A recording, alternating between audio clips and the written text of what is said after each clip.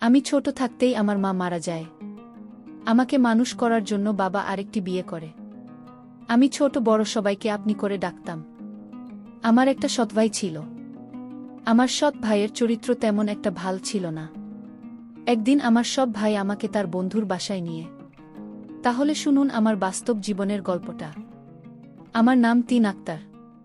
গরিব পরিবারের মেয়ে আমি। বাবা কৃষি কাজ করে, তিনি পড়ালেখায় অনেক ভালো, তাই পড়ানোর আগ্রহটাও বেশি।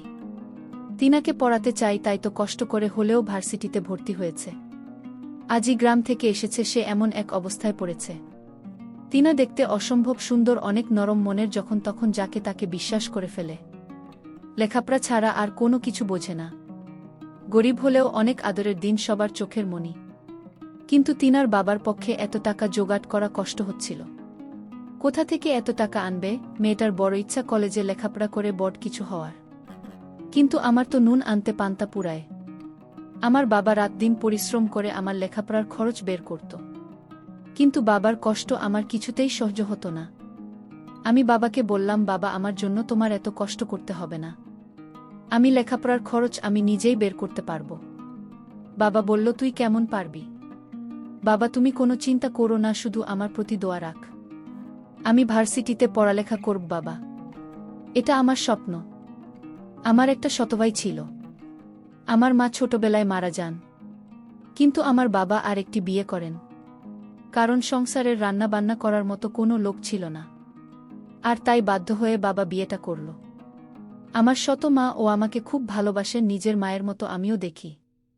কিন্তু আমার একটা সৎ ভাই ছিল, তার নাম জিসান। সে লেখাপড়ায় খুব কাঁচা। লেখাপড়া না করে সারাদিন আড্ডা মারে বন্ধুদের সাথে। লেখাপড়ার প্রতি তার কোনো আগ্রহ নেই।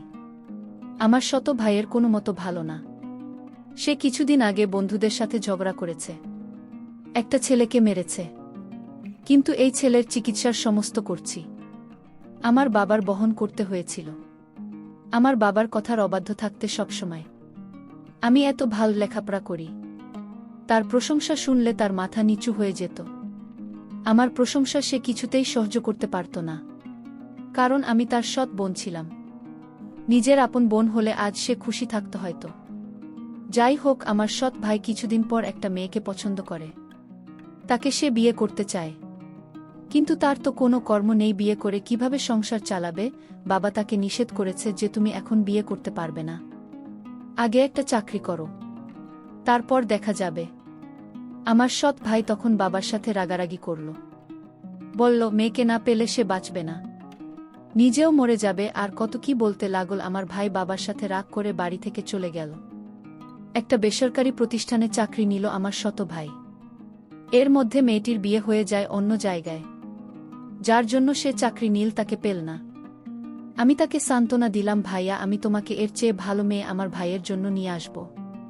সে তখন আমায় বলল, আপু, তবে একটা কথা বলি। আমি বললাম, কি কথা ভাইয়া? জিসান বলল, আমি তো লেখাপড়ার সমস্ত খরচ আমি দেব। আমি তো স্বপ্ন পূরণ করব। এই কথা শুনে আমার ভালো লেগেছিল। কিন্তু হঠাৎ এত মায়া আমার জন্য কেন হলো, তা নিয়ে আমার মনে কৌতূহলের সৃষ্টি হল। আমি বললাম, ভাইয়া থাক, তোমার কষ্টের টাকা দিয়ে আমার লেখাপড়া করতে হবে না। ভাইয়া তখন বলল, তাহলে তুই আমাকে পর ভাবিস। আমি তার উত্তরে বলেছিলাম, পরে ভাবব কেন, তুমি তো আমার ভাইয়া। কিন্তু আমার খুব স্বপ্ন ছিল কলেজে লেখাপড়া করার, আর তাই রাজি হলাম। ভাই, আর কোথায়? ভাইয়া বলল, তুমি রাজি হয়েছ, আমার টাকায় লেখাপড়া করবে। তবে আপু, আমার একটা কথা তোমার শুনতে হবে। আমি বললাম, কি কথা শুনতে হবে? তখন সে বলল, পরে বলবো। তবে আমি যা বলি তাই তোমার শুনতে হবে আপু। আমি বললাম, ঠিক আছে, আগে কলেজে ভর্তি হওয়ার টাকা দাও, তারপর দেখি। তখন আমার ভাইয়া ভার্সিটিতে ভর্তি হওয়ার জন্য টাকা দিল। আমি কলেজে ভর্তি হলাম। আমার এত ভালো লাগছিল। আমি লেখাপড়া করব, ভালো একটা চাকরি করব। আমি ভার্সিটিতে যেদিন প্রথম পা রাখলাম, আমি এত বড় ভার্সিটি দেখে অবাক হয়ে তাকিয়ে দেখছে, আর ভাবছে এত বড় ভার্সিটিতে পড়ব। আমি চারপাশে দেখছে আর খুশি মনে হচ্ছে। গত ছাত্রছাত্রী ঘুরে বেড়াচ্ছে, আশেপাশে বড় বড় বিল্ডিং, রাস্তা দিয়ে হেঁটে যাচ্ছে আর স্বপ্নে রাজ্যের কথা ভেবে চলেছে।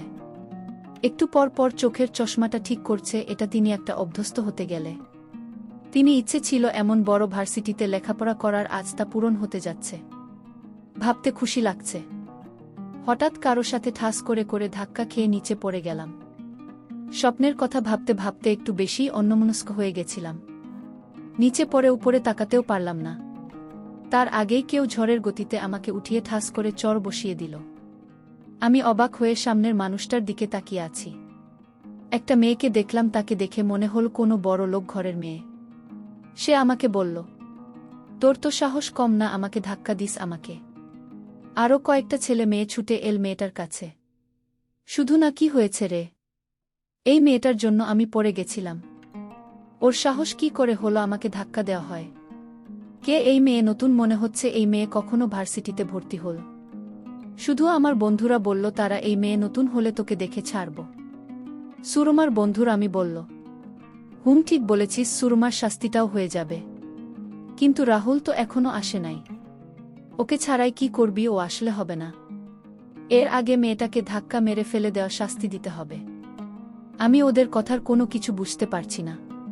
কি বলছে ওর মাথায় ঢুকছে না। আমি ভাবছি আমাকে কেন মারল? আমি কি ইচ্ছে করে ধাক্কা দিয়েছি? অনেক কষ্ট লাগছে কিন্তু কিছু বলতে পারছি না।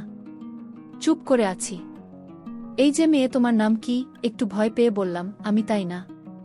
একটু দেখে চলতে পারলে না? এখন তো ওরা তোমাকে প্রতিশোধ নেবে। তুমি দেখে চললে এমন হতো না।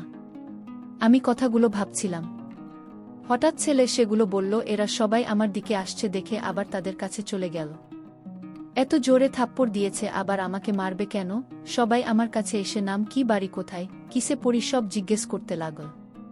তারপর আমাকে গান গাইতে বলল। আমি গান পারি না বলাতে আমাকে কানে ধরে রেখেছে। এদিকে সিয়াম আজ একটু দেরি করে ভার্সিটিতে এসেছে। এসেই দেখে সবাই ভিড় করে দাঁড়িয়ে আছে। সিয়াম আসার সাথে সাথে সবাই ভিড় কমিয়ে চলে গেল, আর সব মেয়েরা হা করে তাকিয়ে আছে। কারণ সিয়াম হচ্ছে ভার্সিটির সবার সিনিয়র।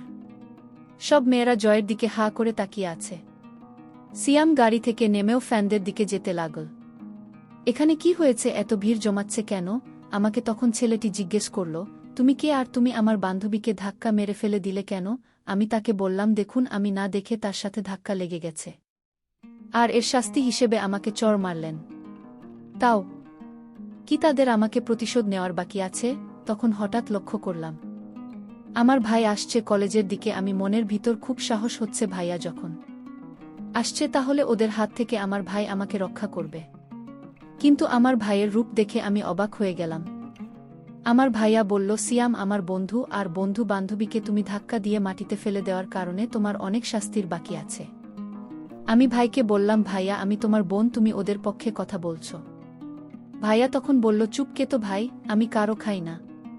ওর বান্ধবীকে মারার জন্য আজ তো রেহাই নেই। তোর কত বড় সাহস, তুই আমার বন্ধু বান্ধবীকে মারলি? এর জন্য তো মাসুল দিতে হবে। আমার চোখের পানি কিছুতেই আটকাতে পারলাম না।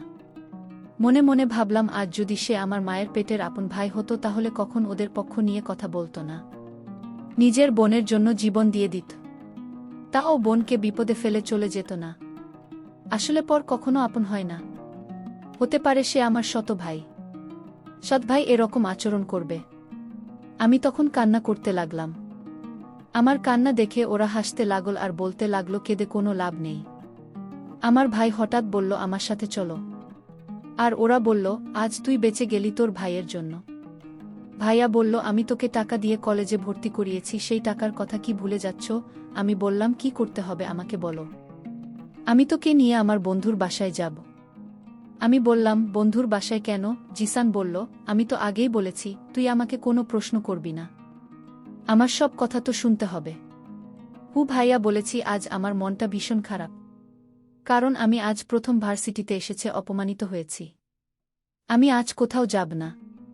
অন্য দিন বলিস তোর বন্ধুর বাসায় গিয়ে আসনে। আমার ভাইয়া তখন খুব রাগান্বিত হয়ে বলল, এখন বলেছি এখনই যেতে হবে। আমি ভাইয়াকে বললাম, ভাইয়া প্লিজ, আমার খারাপ লাগছে, আমি আজ তোর সাথে কোথাও যেতে পারবো না। এই কথা বলতে আমাকে একটা জোরে চড় মারে ভাইয়া। আমি কান্না করে বললাম, ভাইয়া তুই চড় মারলে? আমার আপন ভাই হলে আমাকে এভাবে মারতে পারতো না। ঠিক আছে, আমি যখন তোর কাছ থেকে টাকা নিয়ে ভুল করেছি তাহলে এই ভুলের প্রায়শ্চিত্ত আমার দিতে হবে। ভাইয়া নামক পাষাণ মানুষটি বলল, গাড়িতে উঠুন। আমি কোনো কিছু না বলে চুপচাপ গাড়িতে উঠে পড়লাম। তারপর সে আমাকে তার বন্ধু বাসায় আমাকে নিয়ে গেল এবং বলল, আমি তো এখানে কেন এসেছি জানিস? আমি বললাম, কেন আনলে এখানে? তখন একটা বয়স্ক লোককে আমাকে দেখিয়ে বলল, ওই লোকটিকে বিয়ে করতে হবে তোর। ভাইয়া বলল, যে মানুষটিকে দেখতে পাচ্ছিস ওর সাথে তোর বিয়ে দেব। আমি বললাম, এটা কোনোদিন সম্ভব না। ভাইয়াকে বললাম, ভাইয়া আমার একটা পছন্দ আছে, আর সেই পছন্দের উপর তুই জোর চালাতে পারিস না। ভাইয়া তখন বলল, বসে বসে আমার বাবার সব টাকা শেষ করেছিস তুই। আমার বাবা আমাকে তেমন একটা ভালোবাসেন না, শুধু তোর জন্য। আর তাই তোকে আর সহ্য হচ্ছে না। তোর জন্য আমি বাবা আমার প্রতি তেমন নজর রাখে না, ভালোবাসে না, শুধু তোর কথা ভাবে। তাই আমি মনে মনে ভেবেছি তোকে ওই লোকটার সাথে দিয়ে দেব। লোকটা অনেক টাকার মালিক, একটু বয়স বেশি। আর কি, বয়স বেশি হলে সমস্যা কি? আর আমি ওই লোকটার কাছ থেকে টাকা নিয়ে কলেজে ভর্তি করিয়েছি। আমি অনেক দিন যাবৎ ও তার কাছ থেকে টাকা নিয়ে চলেছি। আমি তখন ভাইয়াকে বললাম, এই লোকের সাথে আমার বিয়ে দিলে আমার জীবনটা শেষ হয়ে যাবে। ভাইয়া প্লিজ। ভাইয়া তখন বলল, আমি কোনো চাকরি করিনি, চাকরি আমার মিথ্যা বানানো নাটক ছিল। আমি তখন আমার ভাইকে একটা থাপ্পড় মেরে বললাম, এই তো প্ল্যান ছিল। আমি কোনো মতে সেখান থেকে পালিয়ে আসলাম। বাবার কাছে কান্না করে সব বলে দিলাম। বাবা তখন আমায় সান্ত্বনা দিয়ে বলল, আজ তোর মা বেঁচে থাকলে এমনটা হতো না। তোর ভাইটা কার কাছে বিক্রি হয়ে গিয়েছে, যে ভাই টাকার লোভে পড়ে নিজের বোনকে একটা বয়স্ক লোকের সাথে বিয়ে দিতে চায়। সে তো ভাই না। তোর ভাই নিজের স্বার্থের জন্য তোকে কলেজে ভর্তি করল। ও দিন দিন ও আরও অভদ্র হয়ে যাচ্ছে। আমি বাবাকে বললাম, বাবা তুমি ওকে এখন কিছু বলবো না। ওকে ভালো করার দায়িত্বটা আমার হাতে তুলে দাও। ওকে কিভাবে ভালো করতে হবে তা আমার জানা আছে। আজ যদি আমি ওর আপন বোন হতাম তাহলে আমার সাথে এই নাটকটা করতে পারত না। বন্ধুরা, সময়ের স্বল্পতার কারণে আজকের গল্পটি শেষ করতে পারিনি। এজন্য সবার কাছে আন্তরিকভাবে দুঃখিত। এরপরের পারে আগামীকাল আপলোড দেওয়া হবে। সেই পর্যন্ত সবাই ভালো থাকবেন। ধন্যবাদ।